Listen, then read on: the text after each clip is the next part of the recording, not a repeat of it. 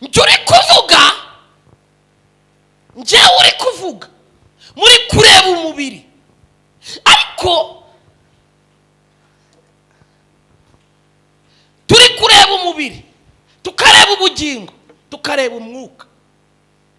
Ibintu umubiri ukora ntabwo tubitandukanya n'ubugingo ngo tubitandukanye n'umwuka,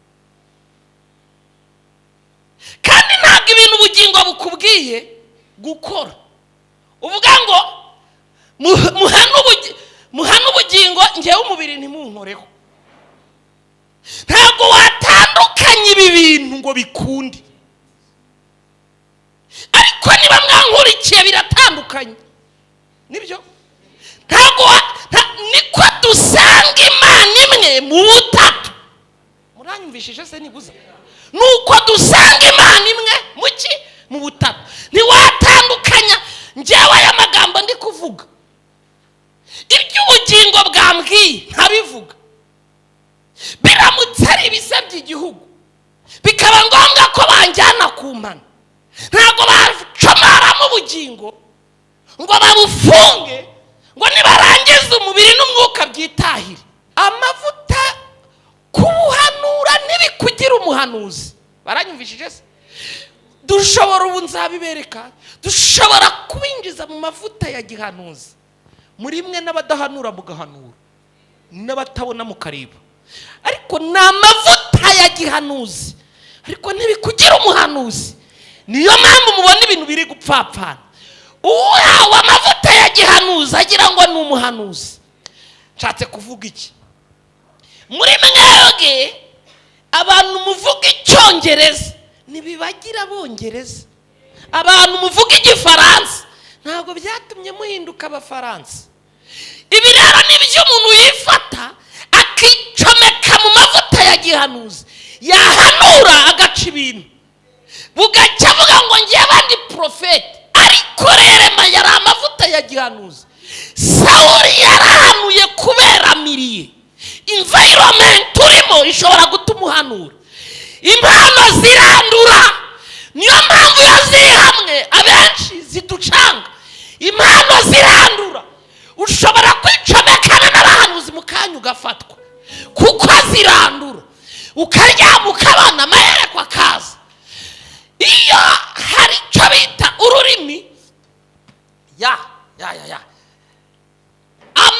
umuvugabutumwa ntabwo ari umwana w'umupasiteri, ahubwo bose babigirwa na Mwuka Wera. Buri wese agira ibyo ahamagarwa. Mu muvugabutumwa inyuma hari amavuta y'ivugabutumwa. Nshatse kuvuga iki? Iwacu umuntu yarigishije turapfa ari umukristo w'iwanyu. Imana irambwira ngo irandeba, irambwira ngo uramenye utamwimika. Ubwo urazi yari imbonye nka wa musaza, imbonye ukuntu uno mwana kweri. Imana irambwira ngo sibutu, uwo ni umuvugabutumwa wanjye, nzamwamamaza, nzamuzengurutse. Utibeshye ngo umushyire mu bintu bitari ibye. Impamvu z'intambara zose ziri mu murimo nuko Mwuka Wera tutamuratse ngo atugire uko ashaka. Mu mpano 9 z'umwuka muzanyemera twinjiramo, muzatangira kujya tuvuga buri mpano, bene yizabacakiraho babireba. Abafite iz'ubuhanuzi muzabibona, muzatangira kubonaho impano zitangira. Impano za Mwuka Wera zimaze kuza ku itorero ryagize intege nke. Izihe? Hari icyo bita impano z'umuremyi. Impano z'umuremyi ni impano umuntu aremanwa, avuka wari uzifite. Hari umuntu ushobora ubwe ku giti cye. Iyo umuntu yinjiye mu Mana, hari igihe impano afite z'umuremyi ziba cerebre, zikaba atari nshyashya. Mwuka Wera wakohereje nk'umufasha akaktiviza waremanywe. Nshatse gusobanura iki? Ndabizi mwebwe murabasha kunyumva. Hari umuntu wicaye ushobora kukubwira ngo ngewe iyo ndose biraba, kandi ashobora kubikubwira agakubwira ko atari ibintu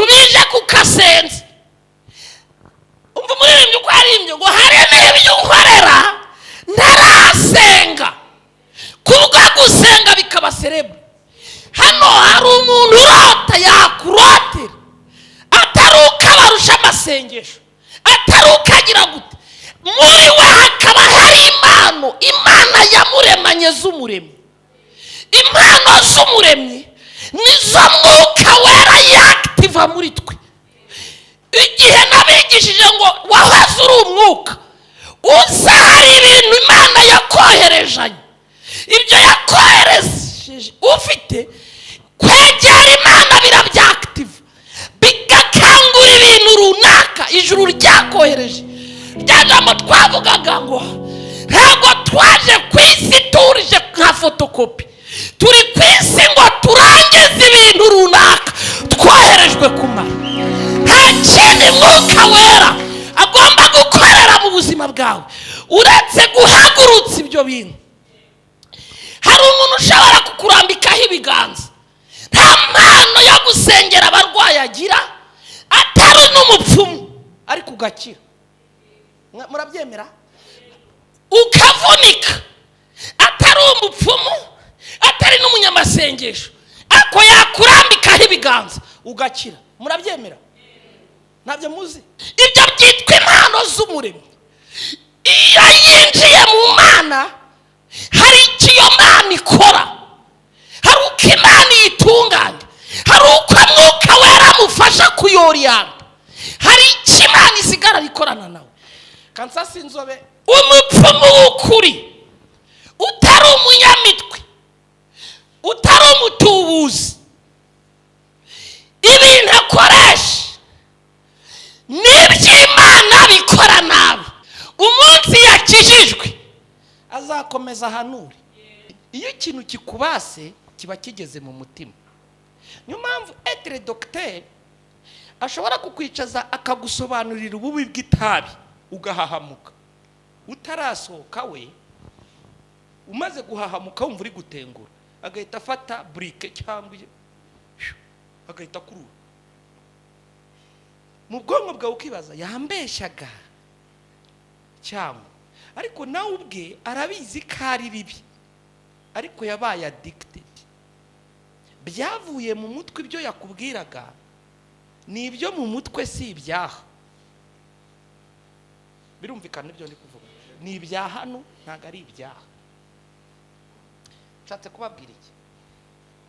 Ikintu cyose ukoze bwa mbere, kambaho urugero kuri bano bantu bakoresha ibiyobyabwenge, abinyweye umunsi wa mbere ukamwicaza ukamwereka ububi bwabyo na konsekansi n'uburyo yamenaguritse n'uburyo ubuzima bwe bwanze, biramworoheye guhita bireka. Biramworoheye kubireka, ariko iyo amaze kuba addicted ukajya umubwira ibibi bwabyo, ambwira ku rwego abyemera, ariko agatangira kujya abikora utareba, kubera yuko nubwo abizi ko ari bibi ariko yabaye kontamine. Nshatse kuvuga iki?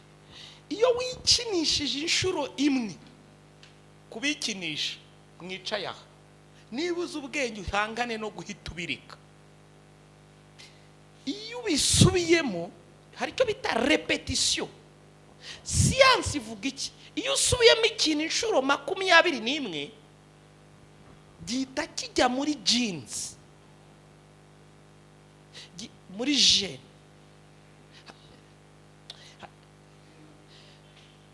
Mu mubiri wawe hari icyo bita chromosome 23 za papa wawe na 23 za mama. Iyo Bibiliya ivuga kuva 25, mpora abana gukiranirwa kwa basi. Ntabwo Bibiliya ivuga ngo mpora abana ibyaha bya basi. Repetition y'ibyaha yitwa gukiranirwa. Murumva ibyo ndi kuvuga? Niyo mpamvu nimusoma Yesaya 6:5, harawanga afatikara ankoza ku munwa, gukiranirwa kumvaho, ibyaha biratwikirwa. Niyo mpamvu tutazajya mu ijuru, ntabwo Imana izabahora ibyaha byabaso, ibahora gukiranirwa.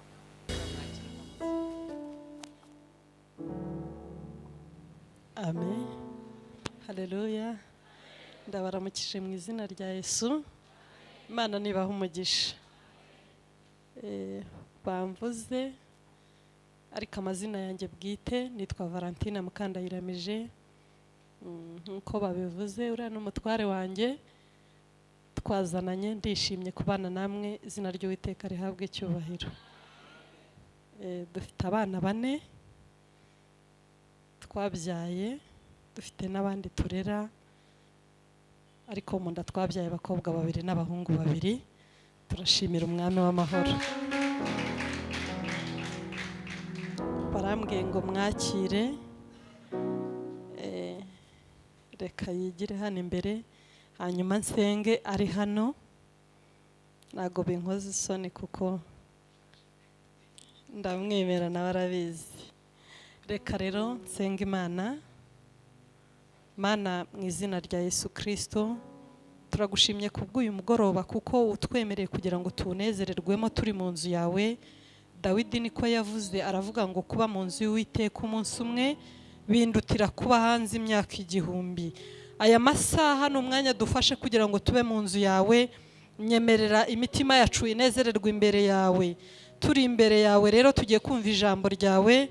Ntabwo dusengeye umukozi w'Imana ngo nabure, ahubwo nuzugaragarire muri we. Ijambo ryawe ni rizima, reka aka kanya kuri uyu mugoroba rize risohoza icyo waritumye. Ni mu izina rya Yesu Kristo, amen.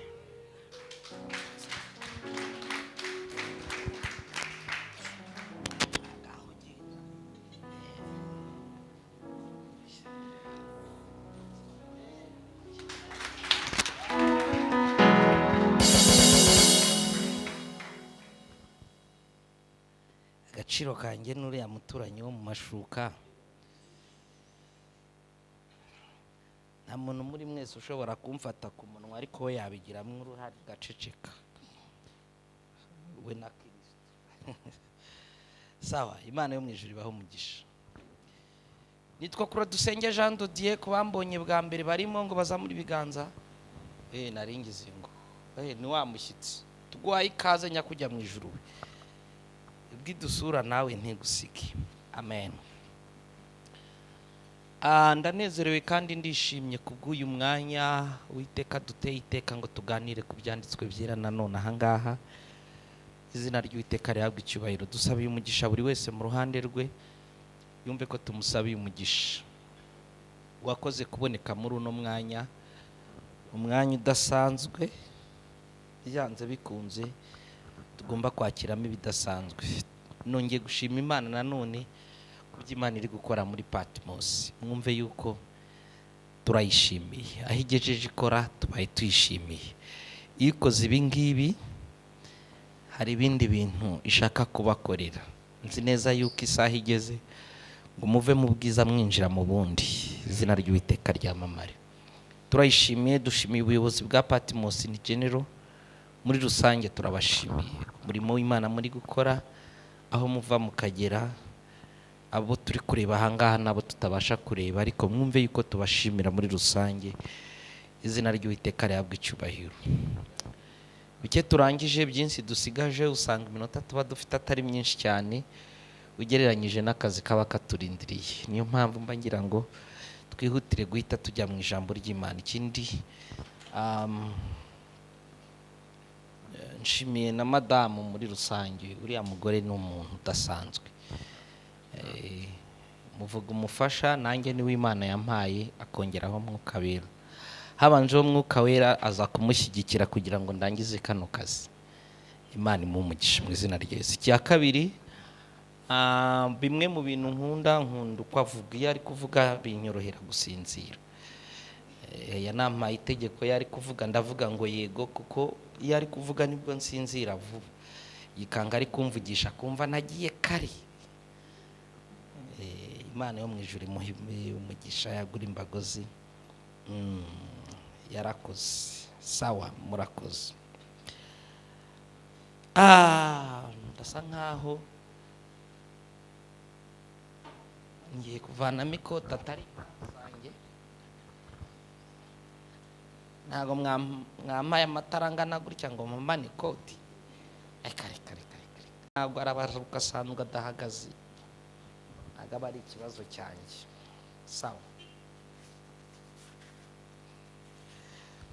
Turasoma ibyanditswe byera kugira ngo tuze guhita dushaka uko twinjira, turasoma ibyanditswe byera, turabihera aho twatangiriye itangiriro rimwe. Itangiriro rimwe turi kwitegura Pentekote. Ntabwo ndi buvuge kuri Pentekote cyane kubera ko ndi kuyiteguriza byanze bikunze. Itangiriro rimwe haracyanditse nk'uko mwabibonye n'ejo, nk'uko n'ejo no mu minsi yashize wabibonye, ntabwo Bibiliya yahindutse. Twabonye mbere na mbere Imana yaremye. Mwumvishe ryakosa isi n'ijuru. Imana yaremye ijuru n'isi. Mujye musoma ijambo ry'Imana uko ribivuga.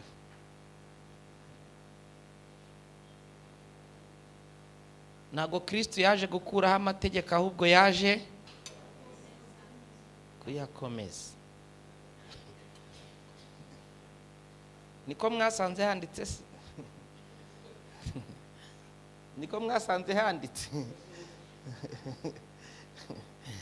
Muze kongera mugende musome murebe ko ariko havuga. Ntabwo handitse ngo yaje. Arugorизasiyo zizabamara. Ntabwo ariko havuga, ntabwo havuga ngo yaje ngo kuyakomeza. Oya. Yaje kuyasoza. Apana kuyakomeza. Ariko ku mpamvu zo kwigisha nicyo ashaka ko wumva, iyo arugorизasiyo tuyirinde, bizadufasha kugira ngo tutayoba. Isi yari itagira ishusho, isi yari itagira ishusho, yariho ubusabusa, umwijima wari hejuru y'umuhengeri, maze umwuka w'Imana yagendaga hejuru y'amazi. Imana iravuga ngo habeho umucyo, umucyo ubaho.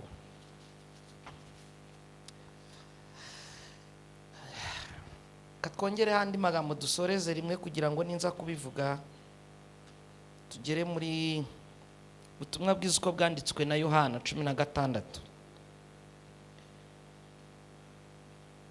Ubutumwa bwiza uko bwanditswe na Yohana 16.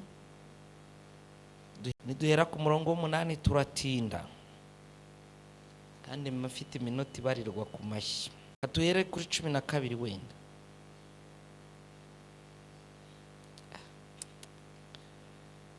Oya, tujye ku 8 ntacyo bidutwara. Ubwo azatsinda ab'isi, nibyo abemeza iby'ibyaha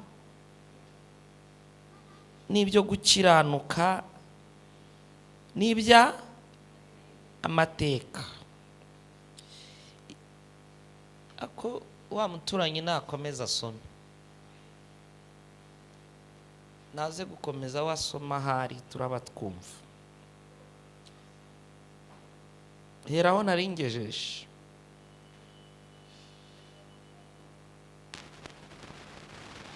Aravuga ngo ubwo azatsinda ab'isi, abemeza iby'ibyaha n'ibyo gukiranuka n'iby'amateka, iby'icyaha kuko batanyizeye, n'ibyo gukiranuka kuko njya kwa Data kandi namwe muzaba mutakimbona, n'iby'amateka kuko umutware w'ab'iyi si aciriweho iteka. 12. Ndacyafite ibyo kubabwira byinshi, ariko ubu ntimubasha kubyihanganira. Uwo mwuka w'ukuri naza azabayobora mu kuri kose, kuko atazavuga ku bwe, ahubwo ibyo azumva nibyo azavuga, kandi azababwira ibyenda kubaho. Uwo azanyubahiriza kuko azenda ku byanjye akabibabwira. Ibyo Data afite byose ni ibyanjye, nicyo gitumye mvuga nti azenda ku byanjye abibabwire. Hasigaye igihe gito ntimumbone, maze hazabaho ikindi gihe gito mumbone. komeza. 17.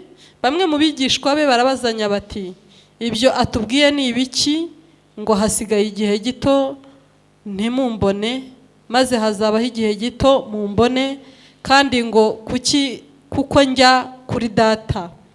Kandi bati, ibyo ni ibiki ngo igihe gito? Ntituzi ibyo avuze. Yesu amenye ko bashaka kumubaza, arababaza ati, murabazanya ibyo mbabwiye ibyo ngo hasigaye igihe gito ntimumbone, maze hazabaho ikindi gihe gito mumbone? Ni ukuri ndababwira yuko mwebweho muzarira mukaboroga, ariko ab'isi bazanezerwa. Mwebweho muzababara, ariko umubabaro wanyu uzahinduka umunezero. Umugore iyo ari kuramukwa arababara, kuko igihe cye gisohoye, ariko iyo umwana amaze kuvuka ntaba akibuka kuribwa, kuko anejejwe n'uko umuntu avutse mu isi. Niko namwe mubabara none, ariko nzongera kubonana namwe, kandi imitima yanyu izanezerwa. N'umunezero wanyu nta muntu uzawubaka. Uwo munsi ntacyo muzambaza. Ni ukuri ndababwira yuko icyo muzasaba data cyose mu izina ryanjye azakibaha. Kugeza none ntacyo mwasabye mu izina ryanjye. Musabe muzahabwa, ngo umunezero wanyu ube wuzuye. Ibyo mbibabwiriye mu migani, ariko igihe kizaza sinzavuganira namwe mu migani, ahubwo nzababwira ibya data neruye. Uwo munsi muzasaba mu izina ryanjye, kandi simbabwira ko nzabasabira kuri data, kuko data nawe abakunda ubwe, kuko mwankunze mukizera yuko navuye ku Mana. Navuye kuri data nza mu isi, kandi isi ndayivamo nsubire kuri data. 29. Abigishwa baravuga bati, dore noneho ureruye, nta mugani uduciriye. Ubu tuzi yuko uzi byose, kandi utagomba ko umuntu wese agira icyo akubaza. Nicyo gituma twizera ko wavuye ku Mana. Yesu arabasubiza ati, none murizeye? Dore igihe kirenda gusohora, ndetse kirasohoye, ubwo muri butatane umuntu wese ukwe, mukansiga njyenyine. Ariko sindi njyenyine, kuko data ari kumwe nanjye. Ibyo mbibabwiriye kugira ngo mugire amahoro muri njye. Mu isi mugira umubabaro, ariko nimuhumure, nanesheje isi. Amen.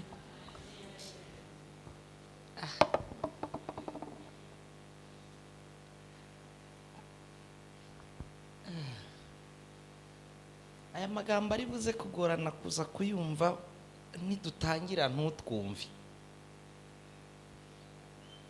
Weranje dutangire wumva. Amen. Amen. Amen. Ndashaka ko mutangira mwumva Umwuka Wera.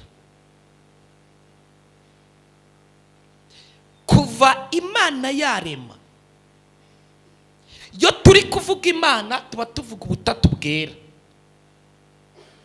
Iyo tuvuga Imana mu butatu, ntabwo muri Bibiliya uzasangamo ijambo ryitwa ubutatu, ariko kuva mu itangiriro kugeza mu byahishuwe usangamo Imana mu butatu. Muri kunyumva ibyo ndi kuvuga? Guhera ku murongo wa mbere tutangiye dusoma, Imana ivuga kurema umuntu mu ishusho yayo, yavugaga ubutatu bw'ubumana. Turatangiye, birumvikanye. Itangiriro rimwe aho dusoma, mbere na mbere Imana yaremye isi n'ijuru. Imana iri kuvugwa ku murongo wa mbere nicyo bita Elohimu mu Giheburayo. Ni Imana data. Nusoma umurongo wa kabiri haraboneka Mwuka Wera. Nusoma umurongo wa gatatu haraboneka Jambo. Imana iravuga ngo habeho, n'ubu kimwe mu kigeragezo kikigoye abayizera, wenda niba ngombwa nzakigisha ukwacyo, ni ukumva Imana mu butatu bwera. Iyo tugiye kuvuga ubutatu ugashaka kukubaza ngo Yesu ni iki? Ni Imana. Mwuka wera ni iki? Ni Imana. Imana data ni iki? Ni Umwana. Bahita bakubwira ngo noneho usenge eshatu. Bijya bigorana no kubizera, kandi urenze n'abizera no kubigisha. Bijya bigorana kumva Imana mu butatu bwera. Ako kuva isi yaremwa, kuva buri kimwe cyabaho, Imana igaragara mu butatu bwera. Niyo mpamvu uvuga ngo kuva mu itangiriro kugeza mu byahishuwe urahasanga ari ubutatu. Icya mbere,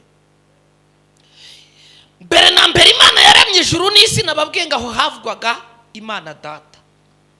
Isi yari idafite ishusho, ariko muri uko kuremwa umwuka w'Umwami Imana yari hejuru y'amazi. Aho hatangiye kuvuga Imana mwuka wera. Imana ivuga ngo habeho umucyo. Imana iravuga ngo habeho umucyo. Umucyo ubaho. Imana kuvuga, Yohana 1:1, mbere na mbere hariho jambo, jambo yawaranye n'Imana, kandi jambo yari Imana. Nimugaruka mu Rwanda rwa Timote igice cya 3, hongera kuvuga Imana yigize umuntu ikabana n'abantu yambaye umubiri. Imana yongera kubiyereka mu butatu bwera. Mu ntango hari icyo bita Imana umuremyi. Imana umuremyi iri mu ibyo bice byose uko mbivuze uko ari bitatu. Iyo Bibiliya ivuga ngo tureme umuntu mu ishusho yacu, iri kuvuga kurema umuntu agizwe n'ibice bitatu. Batatu munyitabe muze hano.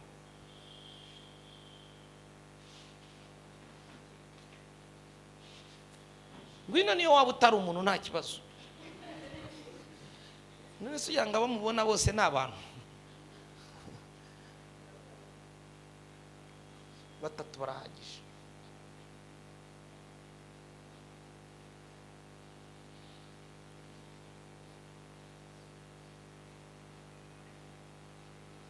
Amen.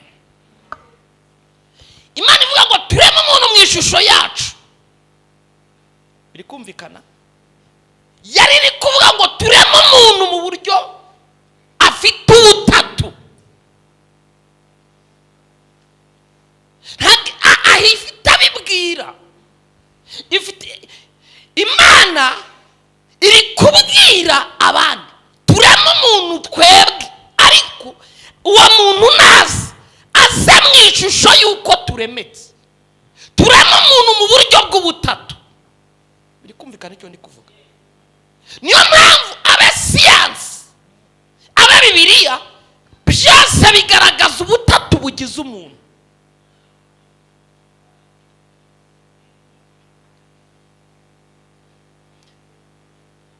Umuntu agizwe n'umwuka utwikiriwe n'ubugingo, bigatwikirwa n'umubiri. Urwa mbere rw'Abatesalonike 5:23. Imana y'amahoro ibeze rwose mwebwe ubwanyu umwuka, ubugingo n'umubiri, niko handitse.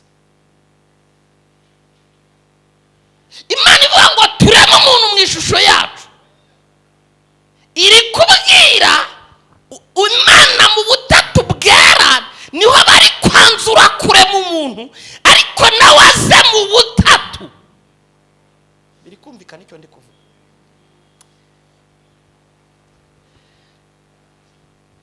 Ibi ndi kubigisha.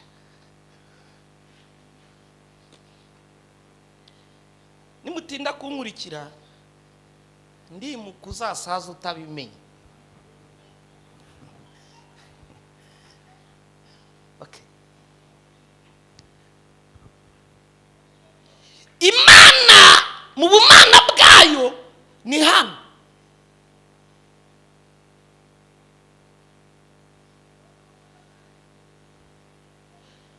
Imana data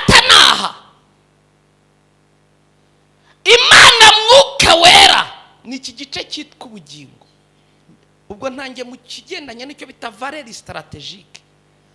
Yesu Imana mwana niwe uhinguka ku isi tukamureba mu mubiri.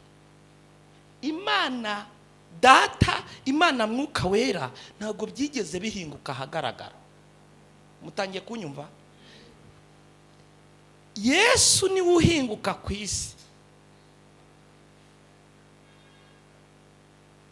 niwe wagaragaye ku isi yambaye umubiri. Ariko mwuka wera n'Imana data ntabwo byigeze bihinguka ku isi byambaye umubiri. Muri kunyumva?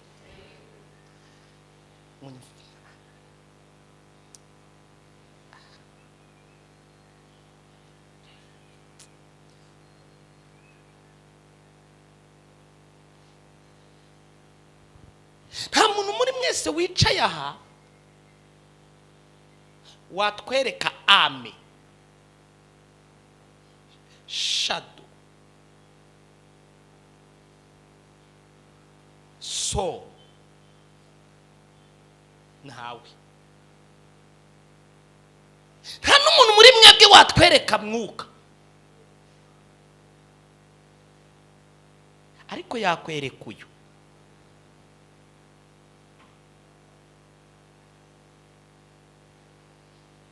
Turema umuntu mu ishusho yacu, tumurema uko turemetse. Hagira ikigaragara, hagira bibiri bitaboneka ariko bihari. Uwo niwe muntu uri mu ishusho y'Imana.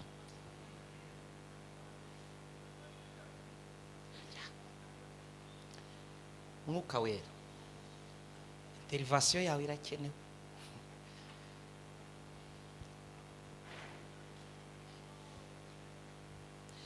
Biroroshye kubwira abantu Imana umuremyi. Nta mu Isilamu muzigera mucwana wavuze Imana umuremyi. Ni na mpamvu twigeze kuba turi mu birori bimwe kugira ngo umuntu atagira abakomeretsa, bakira pasiteri asenga avuga ngo, arangiza avuga ngo mana no gusoza aravuga ngo mu izina ry'Imana, yanga kushyiraho ibindi kugira ngo abaraho noneho nanjye karange banyakira gusoza.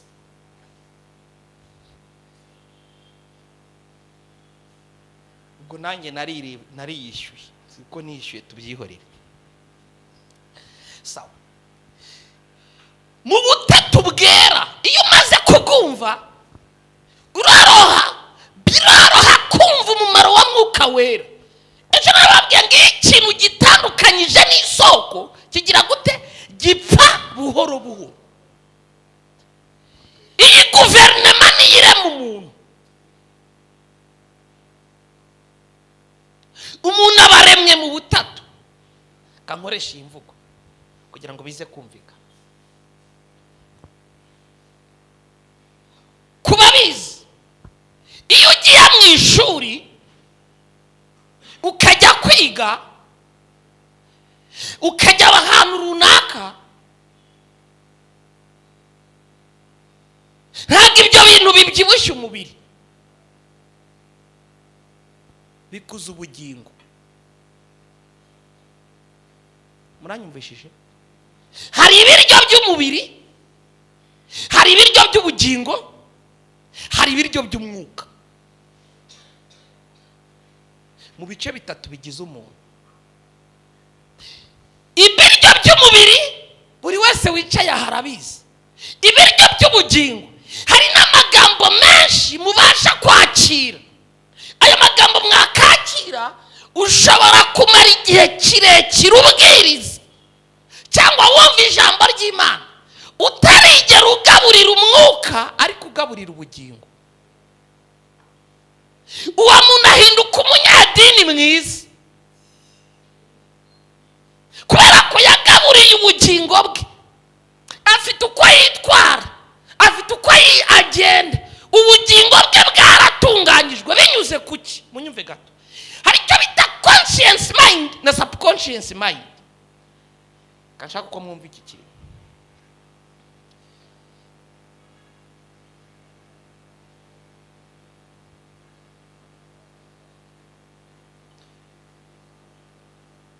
okay, mwarangoye kubera mwari yari iminsi nzashaka igihe ngewe niturumbure ngigishe mbirangize. Naho hari uburyo mwangoye nshaka uburyo nkomba ininga ibintu ngo nibuza hagira igisigara singende gutya. Hari ibiryo iyo umuntu akijijwe munyumvire ukinjira mu rusengero tukakwatuza ukakira Kristo nk'umwami n'umucunguzi w'ubuzima bwawe, hakijijwe umwuka, ntago amikijijwe n'umubiri ntukijijwe, hakijijwe umwuka, wa wundi wavanywe muri Edeni Kristo akwinjiyemo. Hari ikintu bita conscience mind. Iyo umuntu agize igitekerezo cya mbere, umva Bibiliya uko yavuze imigani 23 kuri 7 ni muba muri gusoma, haranditse ngo kuko uko atekereza hehe, uko atekereza hehe mu mutima, apana uko atekereza mu mutwe, ni kwari. Mwumva iryo jambo, kuko uko atekereza mu mutima niko, apana uko atekereza mu mutwe. Ni ryari ibitekerezo biva mu mutwe bikagera mu mutima? Ni igihe uba addicted. Ni igihe kuba addicted ubaswe. Iyo ikintu kikubase kiba kigeze mu mutima. Niyo mpamvu etre docteur ashobora kukwicaza akagusobanurira ububi bw'itabi ugahahamuka, utarasohoka we umaze guhahamuka wumva uri gutengura, agahita afata brique cyangwa agahita kurura mu bwonko bwawe ukibaza yambeshaga cyangwa, ariko nawe ubwe arabizi ko ari bibi, ariko yabaye addicted. Byavuye mu mutwe, ibyo yakubwiraga ni ibyo mu mutwe, si ibyaha. Birumvikana ibyo ndi kuvuga, ni ibyaha hano, ntago ari ibyaha. Nshatse kubabwira iki? Ikintu cyose ukoze bwa mbere, kambaho urugero kuri bano bantu bakoresha ibiyobyabwenge, abinyweye umunsi wa mbere ukamwicaza ukamwereka ububi bwabyo na konsekansi n'uburyo yamenaguritse n'uburyo ubuzima bwe bwanze, biramworoheye guhita bireka. Biramworoheye kubireka, ariko iyo amaze kuba addicted ukajya umubwira ibibi bwabyo, ambwira ku rwego abyemera, ariko agatangira kujya abikora utareba, kubera yuko nubwo abizi ko ari bibi ariko yabaye contamine. Nshatse kuvuga iki? Iyo wikinishije inshuro imwe, kubikinisha mwicaye aha, nibuze ubwenge uhangane no guhita ubireka. Iyo ubisubiyemo hari icyo bita repetition. Siyansi ivuga iki? Iyo usubiyemo ikintu inshuro 21 gihita kijya muri genes, muri gene.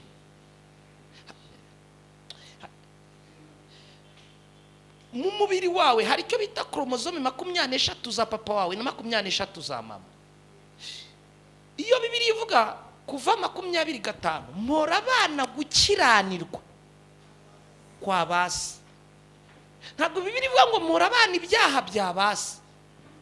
Repetition y'ibyaha yitwa gukiranirwa. Murumva ibyo ndi kuvuga?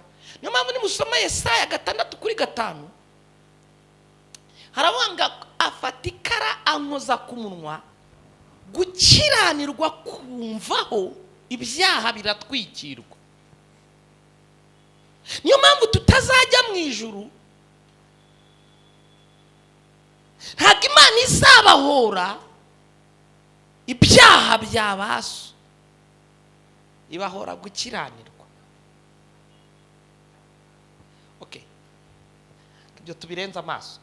Iniquité na péché mureke muzabyiga ukwabyo, bitabasana impagarara atari byo bikenewe muri uno munsi. Muzabyiga ukwabyo, nimubitegura mugashaka ko tubitandukanye, tuzabahama, bizakorohera. gusubiramo ibyaha. Iyo icyaha ari ikiwanyu,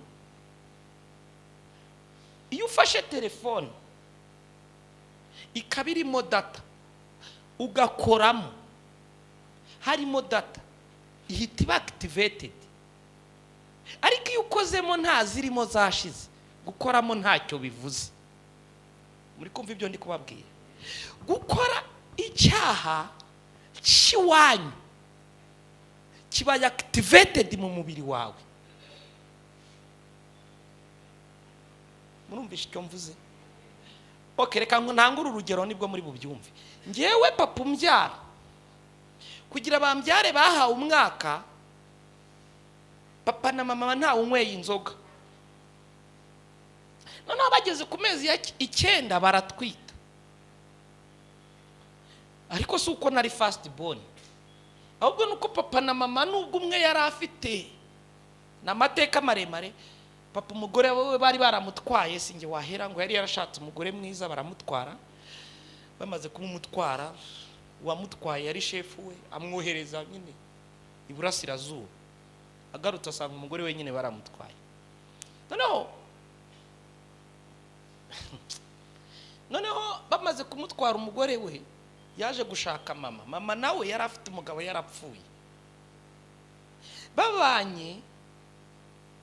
Babana mwanya w'amateka mbangwe nk'ubusa. Nyine babanye gutyo, batinze kubyara basanga umupasiteri arabasengera, babyara mushiki wanjye. Bamaze kumubyara nanone bategereza undi ntibamubona. Haciye imyaka 4 bajya gushaka uwo mupasiteri wabasengeye. Bagezeyo arababwira ngo rega nta wundi muzabona ngo kereka ni mujya mu Mana. Ababwira iryo jambo baramubwira ngo turabyemeye. Uti niba mubyemeye muransinyira umwaka wose, abandikisha urupapuro ngo kugira ngo babyare. Arababwira ngo none nimwuzuza umwaka mumatakiri muri ibi n'ibi muzabyara. Bagejeje ku mezi 9 ndavuka. Amaraso ya papa, amaraso ya mushiki wanjye nkurikira abamwe inzoga, ariko njye amaraso yanjye ntibamo.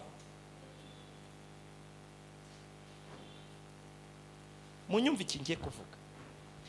Iyi Imana yavuga ngo ugiye kubyara umunaziri, si uko uwo munaziri atanyweye inzoga, ni nuko no mu maraso ye zitarimo. Murumva icyo ndi kuvuga? Nuko no mu maraso zitarimo. Hari ibyaha mwitirira abana banyu atari ibyabo, ari mwe mwabishyize mu maraso yabo.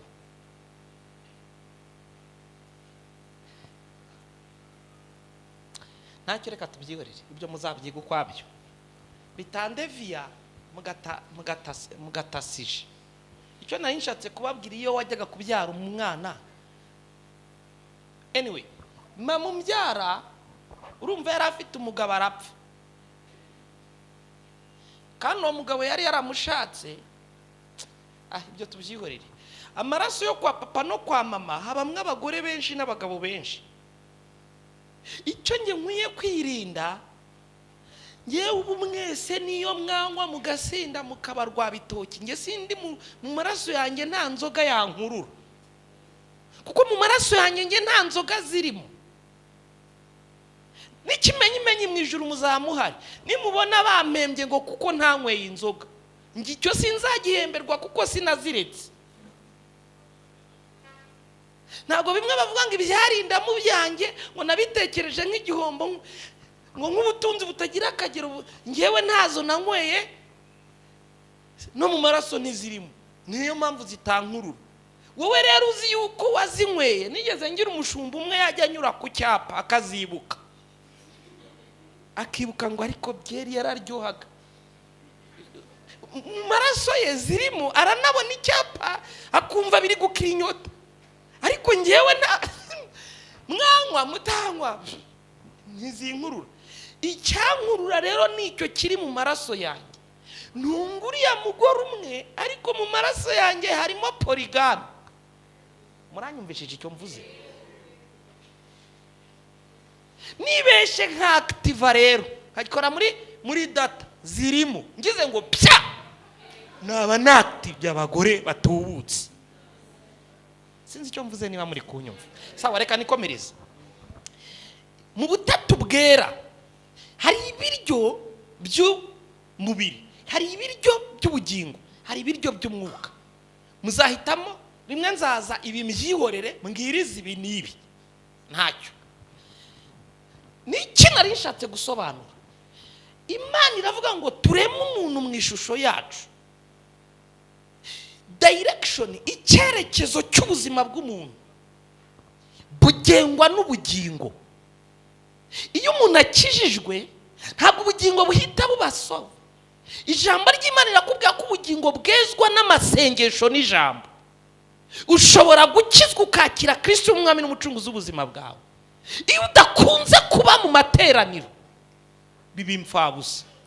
Ntabwo ubugingo bwawe ugaragara nk'umukirisitu, babona uri umukirisitu, ariko ubugingo bwawe ntabwo buba bwaracunguwe.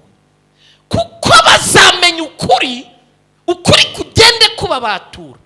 Uko kuri bamenya kukababatura. Ntabwo kubatura ikindi, kubatura ubugingo bwabo. Uko begera Imana bagasobanukirwa, niko ubugingo bwabo bugenda bubohoka. N'ubu twicaye aha muri iki cyumweru, hari amakuru uri kumenya akubatura. Ibyo byitwa ibiryo by'ubugingo. Ibiryo by'umwuka tuzabyiga ukwabyo.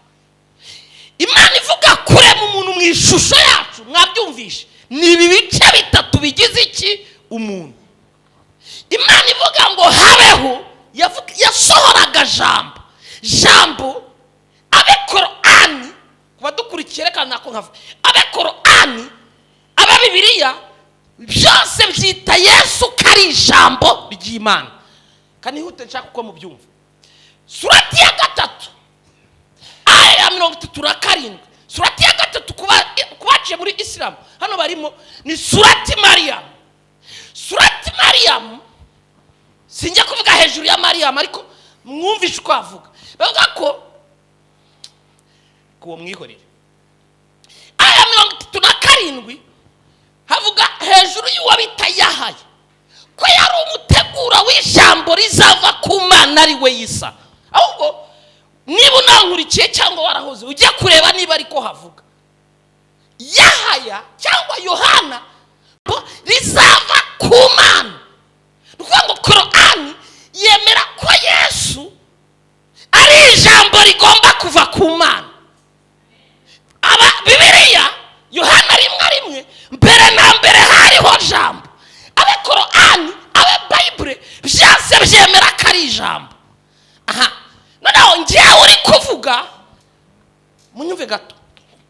Icyanditswe mwagiye musoma cyagiye kigerageza gutandukanya ibintu. Njyewe data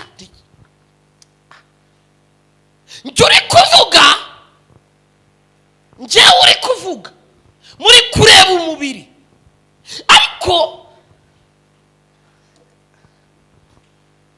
turi kureba umubiri, tukareba ubugingo, tukareba umwuka.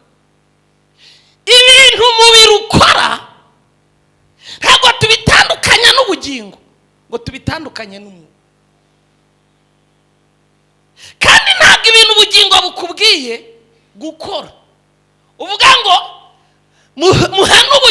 muhana ubugingo, njyewe umubiri ntimunkoreho. Ntabwo watandukanya ibi bintu ngo bikunde. Ariko niba mwankurikiye biratandukanye, nibyo? Niko dusanga Imana imwe mu butatu. Muranyumvishije se nibuza? Nuko dusanga Imana imwe mu butatu. Ntiwatandukanya. Njyewe aya magambo ndi kuvuga, iby'ubugingo bwambwiye ntabivuga. Biramutse ari ibise by'igihugu bikaba ngombwa ko banjyana ku Mana, ntabwo bacomaramo ubugingo ngo babufunge ngo nibarangiza umubiri n'umwuka byitahire. Kuko ni ibintu bikomatanye, kabona nubwo kimwe cyagira umumaro wacyo, ariko birakomatanye.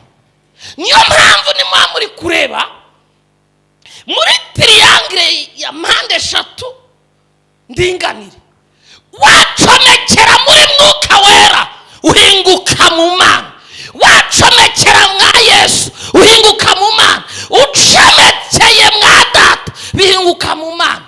Aho winjirira hose ni mu butatu bwera, si uko dusanga imana eshatu, ahubwo ni mu butatu bwayo no kuremye mu ishusho yayo. Hari ikinjiyemo gito, ibirenze kuri ibyo nzabishakira umwanya mbahe. Ubwo nibwo butatu bwera. Iyo umukristo amaze gukura, kumva mwuka wera avuganye nawe, abitandukanya n'igihe Imana data ivuze, akabitandukanya n'igihe Yesu bavuganye. Cyo ni ikimenyetso cyo gukura. Ariko nta na kimwe kijya gifuhira ikindi, nk'uko mu mubiri wawe nta na kimwe gifuhira kigenzi cyacyo. Baranyumvishije? Mwebwe rero ya muri gutekereza hejuru y'ibi, uko data uhoraho yantumye nk'abandiho kubwe, namwe nimusaba icyo muzasaba mu izina ryanjye mugomba kugihabwa. Ntabwo data avuga ngo kubera iki muhungu wanjye, reka da, ni muri ubu butatu bwera ibyo bibasha kubera. Ako niba kinjiyemo bigiye kunyorohera, hari ikinjiyemo byaba bigiye koroha. Biroroha se. Ngicyo cyo bita butatu bwera. Data wa twese uri mu ijuru, ujye kwicarira nta mpamvu. Mwakoze ma yamamagaye ibitura ikintu vuba na vuba kandi kibahe icyumweru kitararangira kugira ngo bitazitwa ko ari ibya kera. Sawa, kugira nuzure umwuka wera, muranyemerera gatoya ngiye guhita nsimbuka.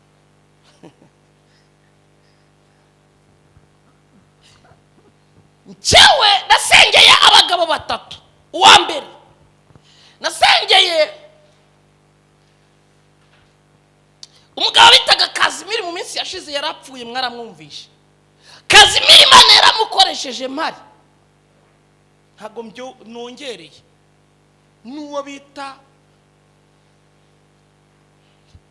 ntangira kusengera Kazimiri, ndavuga ngo Mana ndakwinginze uhe amavuta wahaye Bonke uyahe Kazimiri, ayo wahaye Oziboni uyahe Munyambo.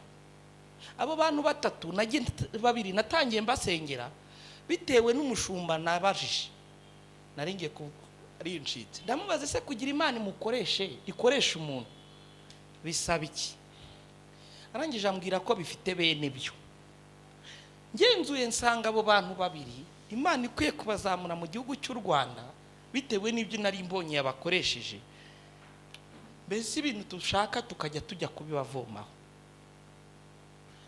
Naje gusoma iyo myumvire nayirokotse, maze gusoma igitabo cy'umugabo bita Paul Yangcu cyitwa Bonjour, bakita 4e dimension, kuri chapitre bita Bonjour le Saint-Esprit, mwaramutseho mwuka wera, cyo bita 4th dimension. Niba uri gusoma ni chapitre ya 4, aho musanga icyo bita rema n'icyo bita logos. Noneho ndi gusoma icyo gitabo nibwo naze kumubona imyaka y'ubujiji napfushije ubusa, mpita ninjira mu mwanya wo gusenga. Ubwo nari ndi gusenga ninginga Imana, nasabaga mwuka wera. Muri kunyumva? Mu gusaba mwuka wera kwanjye, mwuka wera yaje kunsanga. Ubu ngubu ikindi gihe ntangira nzashaka undi mwanya mbigisha icyo bita ministère des anges, kuko bamwe muri mwe mushobora gusurwa na marayika mukagira ngo ni Yesu uje. Bamwe muri mwe mushobora no kuba mwicaye aha, nta muntu muri mwese ubu wicaye aha utarahura na marayika. kuko abamarayika ku isi ubu barahari. Ubu n'uru rusengero wasanga yicayemo. Nagiye kubimenya mpuriye na marayika hariya hirya. Ubwo mwabyita birebire, reka ibyo mbyihorere ntabateza confusion. Ariko nge twarahuye hano hirya kuri taxi, nahuye yo na marayika. Uko twahuye ubwo nzabivuga kwabyo. Ariko nari namurose ninjoro mu magambo make bitaba commentaire ndende. Mu magambo make ndamurota. Mu ijoro ndota marayika. Noneho bukeye ndi mu nzira ndayoba, maze kuyoba wa muntu ndamubona. Ariko sinamenya aranje arambwira ndamuyoboza. Maze kumuyoboza nyebutse ndamubura. Amaze kumbwira ngo urakata hariya nzi ngo ni umuntu usanzwe. Nyebutse ngenze nguka gutya. Ndabaha ni bisanzwe ndabizi hano barahari. Ubu naha wasanga bahicaye. Marayika uri mu isi, reka ibyo muzabyiga ukwabyo. Spiritualite ni ikintu kigari tutiga umunsi umwe. Kamvunagure mu magambo make. Nuko umwuka wera araza. Arambaza ngo ko mbona washimikiriye ukabumbwira ngo uranshaka. Ni ngewe ushaka cyangwa n'ibyo nkora? Abantu benshi muri mwebwe bimwe muri kriteri ishobora gutinda gutuma mwuzura mwuka wera. Mushaka ibyo akora siwe mukeneye. Baranyumvishije se?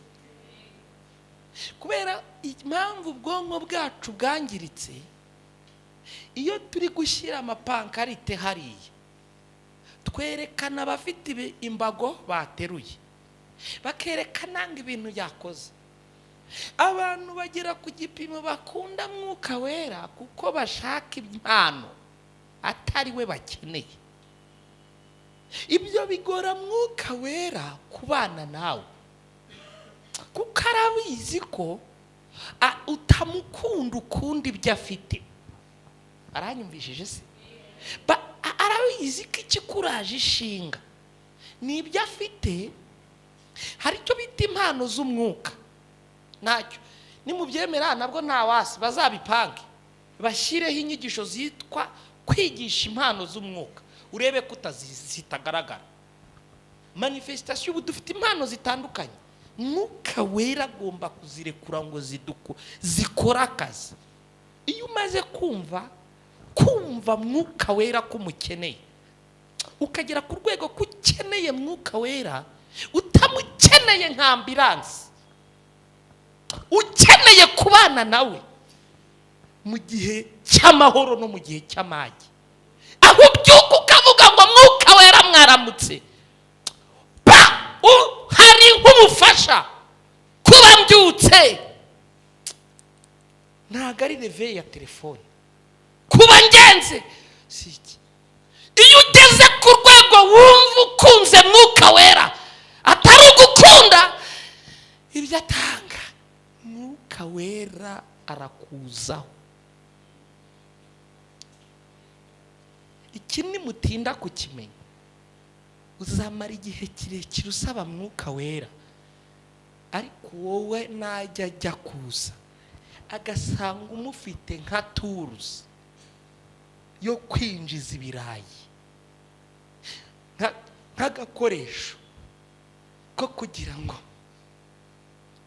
umuntu umwe yaraduherekeje adutwara mu modoka ye, ntayadutwara iyacu yari irwaye ngira ngo sinibuka. Atugejeje mu rugo abwirange atwicaza na madamu.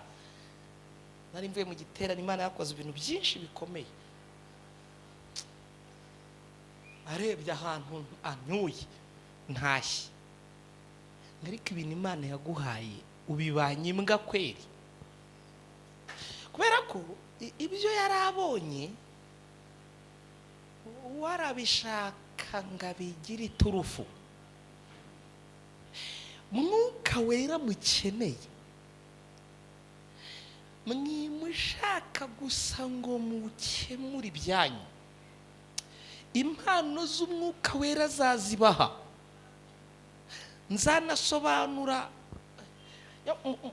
mu gifaransa baravuga musique éternelle décombinée.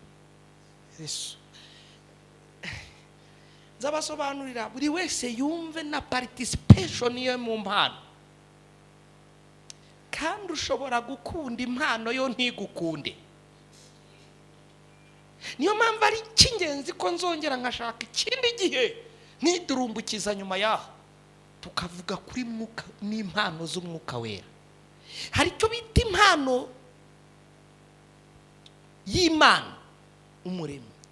Impano y'Imana data ni Yesu. Muranyumvishije?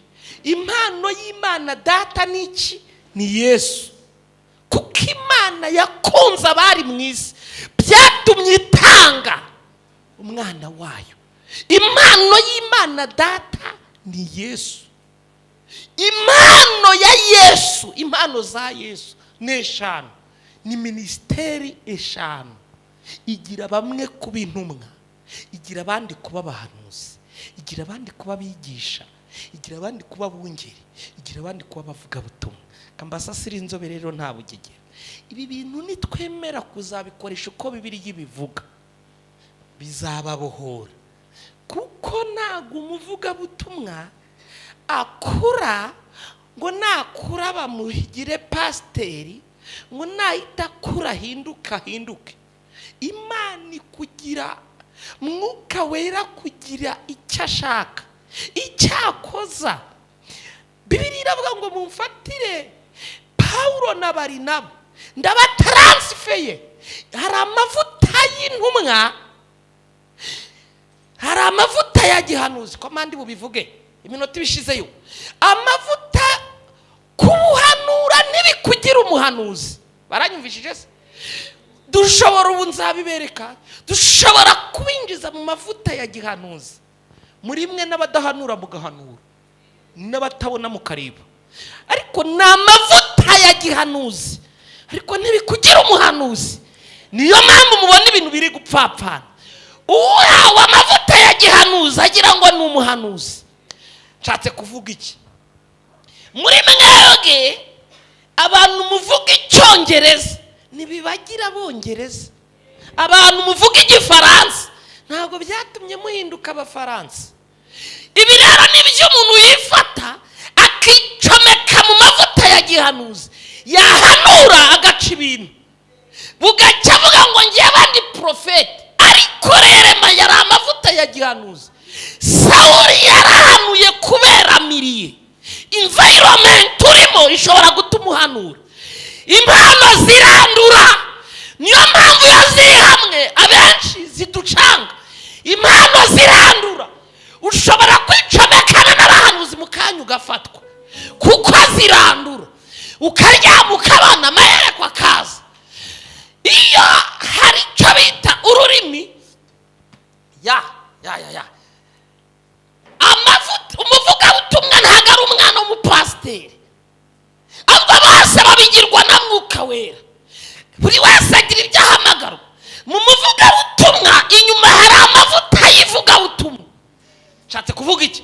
Iwacu umuntu yarigishije turapfa ari umukristo w'iwanyu.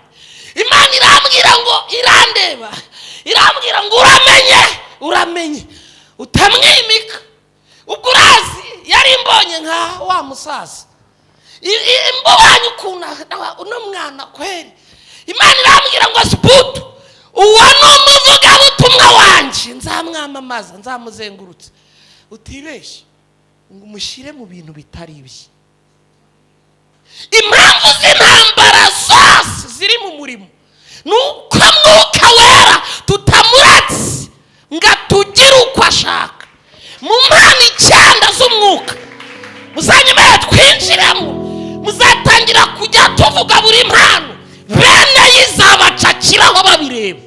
Abafite iz'ubuhanuzi muzabibona, muzatangira kubonaho impano zitangira. Impano za mwuka wera zimaze kuza ku itorero ryagize intege nke. Izihe? Hari icyo bita impano z'umuremyi. Impano z'umuremyi ni impano umuntu mwanyumvishije reka mbivuge gute ubwo ari muri Patmos reka mbivuge aha ntacyo impano z'umuremyi ni impano waremanywe wowe uvuka wari uzifite hari umuntu ushobora ubwe ku giti cye iyo umuntu yinjiye mu mana hari igihe impano afite z'umuremyi ziba cerebre zikaba atari nshyashya mwuka wera wakohereje nk'umufasha akakitivizo waremanywe nshatse gusobanura iki ndabizi mwebwe murabasha kunyumva hari umuntu wicaye ushobora kukubwira ngo njyewe iyo ndose biraba kandi ashobora kubikubwira agakubwira ko atari ibintu bije ku kasenzi umva umuririmbyi uko arimbye ngo hari n'ibyo unkorera ntarasenga kubwo gusenga bikaba cerebre hano hari umuntu urota yakurotera atari ukabarusha amasengesho atari ukagira gute muri we hakaba hari imana yamuremanye z'umuremyi impano z'umuremyi nizo mwuka wera yakitiva muri twe igihe nabigishije ngo wahoze uri umwuka uza hari ibintu imana yakoherejanye ibyo yakohereje ufite kwegera imana birabyakitiva bigakangura ibintu runaka ijuru ryakohereje rya jambo twavugaga ngo ntabwo twaje ku isi turije nka fotokopi turi ku isi ngo turangize ibintu runaka twoherejwe kumara nta kindi mwuka wera agomba gukorera mu buzima bwawe uretse guhagurutsa ibyo bintu hari umuntu ushobora kukurambikaho ibiganza nta mpano yo gusengera abarwayi agira atari n'umupfumu ariko ugakira murabyemera ukavunika atari umupfumu atari n'umunyamasengesho ariko yakurambikaho ibiganza ugakira murabyemera ntabyo muzi ibyo byitwa impano z'umuremyi iyo yinjiye mu mana hari icyo iyo mana ikora hari uko imana yitunganya hari uko mwuka wera amufasha kuyoriyanta hari icyo imana isigara ikorana nawe kansasi inzobe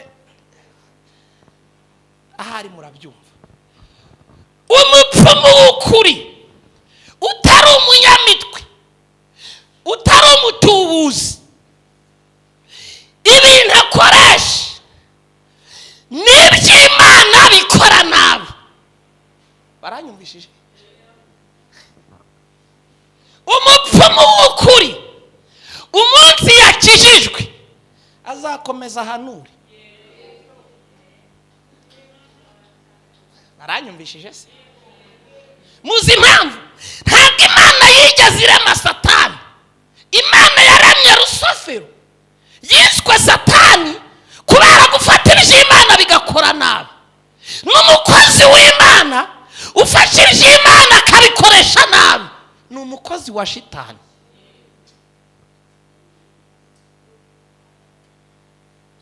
igihe cyose iby'imana bikoreshejwe nabi byitwa ibya satani niyo mpamvu imana itaremye satani yaremye rusofero ntabwo imana yigeze imwambura imyenda ubwo yajyaga kumujugunya yaba Ezekiyeli 28 yaba ibyahishuwe 12 ntabwo satani yamburwa imyenda niyo mpamvu yerekana nka marayika w'umucyo bafata iby'imana bakabyoriyanta nabi spirituality si y'umwuka igira ihuriro biturutse ko satani ntago ari umuremyi mwamwumvishe ahubwo afata iby'imana akabikoresha nabi iby'imana bikoze nabi ni ibya satani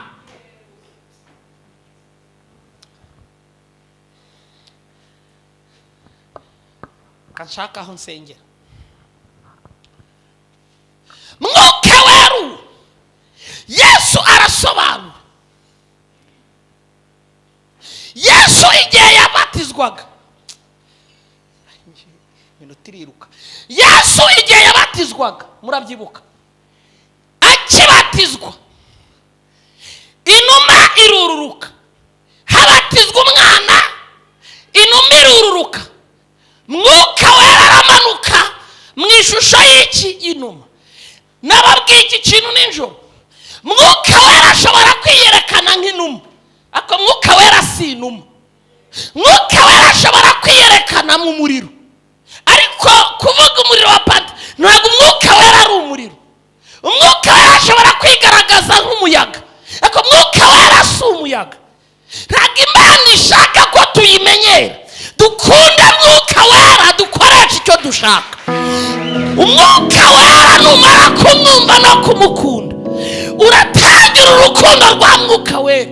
Nirugusaga utangira uburyo bwo kumwinginga mu gihe gisa nk'iki, muramusanganywe harabaho kuzuzwa. Ntabwo wari bukizwa mwuka wera atenteriveni. Iwe naza zemeza abantu ibigendanye n'ibyaha byabo.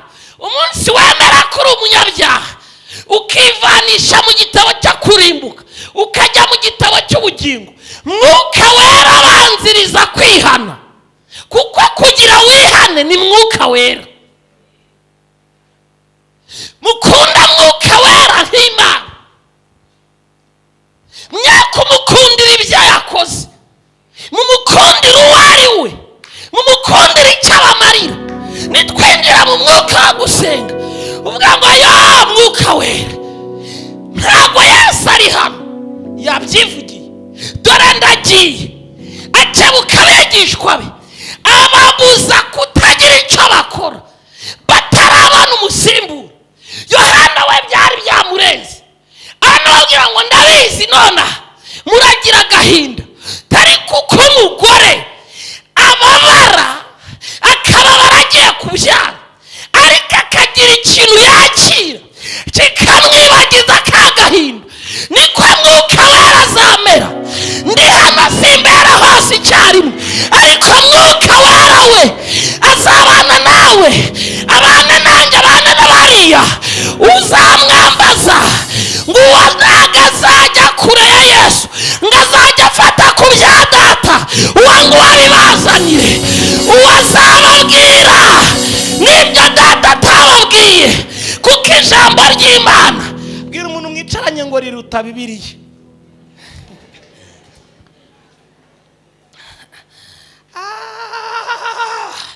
Kuko ijambo ry'Imana rigira gute? Riruta Bibiliya. Niyo mpamvu umuntu azaguhagarara imbere akubwira ibintu wumve nibyo, ariko umwuka wera ukurimo aguhamanye nawe ko atari iby'Imana. Amakuru duhabwa si yadukurura, mwuka wera niwe utwemeza ko ibyo bintu Imana ibirimo cyangwa nta birimo. Mu gihe gisa nk'iki biragoye, ariko uwo mufite umugenzi naho yaba ari umuswa ntabwo azayiyoba. Ntabwo dushaka mwuka wera nk'amarangamutima. Mwuka wera ni umufasha, akira ubufasha bwa mwuka wera. Mwuka wera buzure, mwuka wera mugendane, mwuka wera bakoresha ibyo ashaka. Mwihane ku gato no ku kanini. Hari ibyo mwuka wera ngo azakubuza, nujya kureba usanga atari bibi, ariko mwuka wera akubwire ngo njye ntabwo mbishaka. Ushaka aho byanditse ubibure, ariko mwuka wera kuko ari umufasha wawe akubwire ngo ndashaka kubigenza gutya. Mwuka wera nk'umufasha. Cyakora muzaba abagabo bo kumpamya. Mwuka wera nagira gute? Nabamanukira. Ndahenda muri iki cyumweru cyitiriwe Pentecote, kugira ngo mu gihe gisa nk'iki mwuka wera bamanukire, muhuje umutima, mushaka kubaka ubwami bw'Imana. Mwuka wera n'abaganza bamanukire mu izina rya Yesu.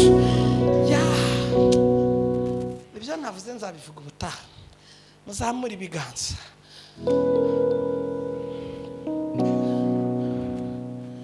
Mwuka wera iyaje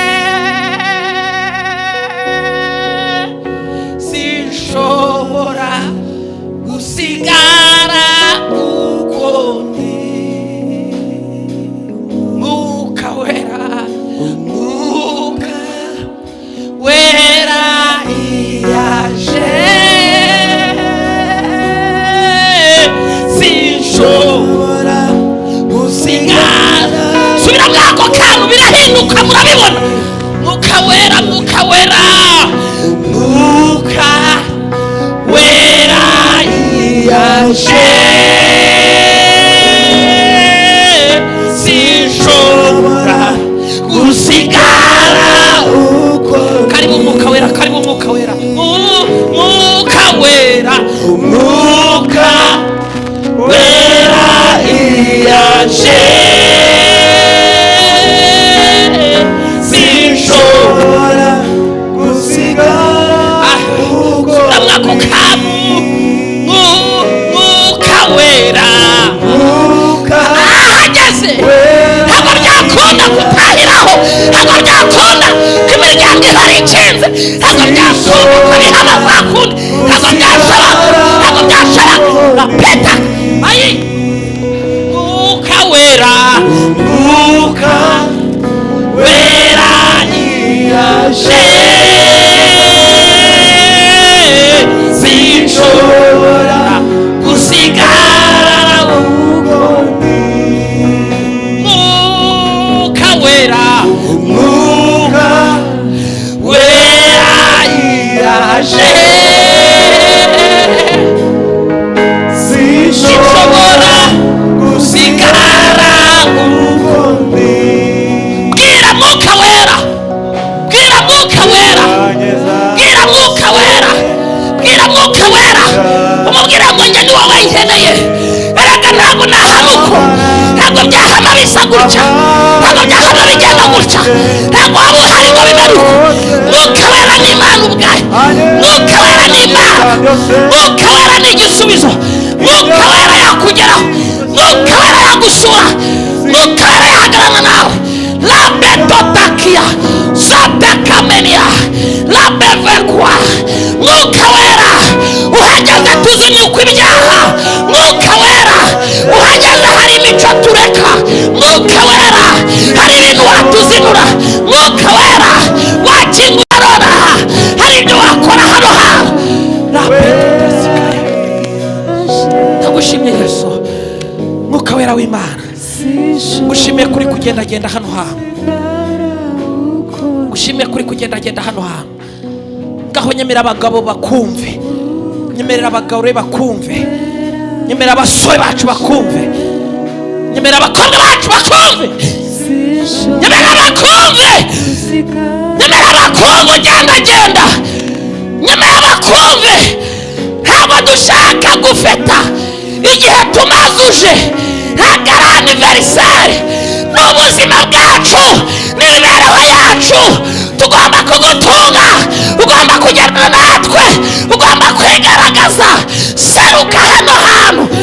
Lapetotasikaya zotikaya ritakabefoya. Haleluya. Zamura ibiganza hejuru, vuga ngo Mwami Yesu, ndagushimiye kubw'umwuka wera wohereje. Kuva none ahangaha ngiye kumwerekana kuko aje mu buzima bwanjye. Nditeguye muri kino cyumweru turi kwibuka icyo yamaze. Hari ibishyashya agiye kwakira, hari ibindi agiye kumarira. Ntabwo ndi buhame kwa kundi, hari amateka agiye guhinduka. Urakoze Yesu kubwo kumva gusenga kwanjye. Komera Kristo amashyi menshi.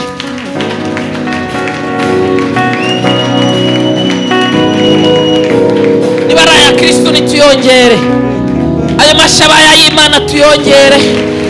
Dukomere mwuka wera amashyi, mwuka wera amashyi, Yesu amashyi. Haleluya, haleluya, haleluya, haleluya. Yesu abaho umugisha, yagura imbago zanyu, abamurikishirize mu maso he. Ducunguze uburyo umwete dukore ka kazi n'igice ziba zageze. Ndakugira ibyo ncomekamo nkasanga zihuse. Ikindi gihe n'ikibizongera kubaho, tuzadutangira kwigisha 12:30 nibyo, kugira ngo niba uzatubonemo amasaha 2 nibyo bizadufasha. Yesu abaho umugisha, yagura imbago zanyu. We see each other again, stay of God.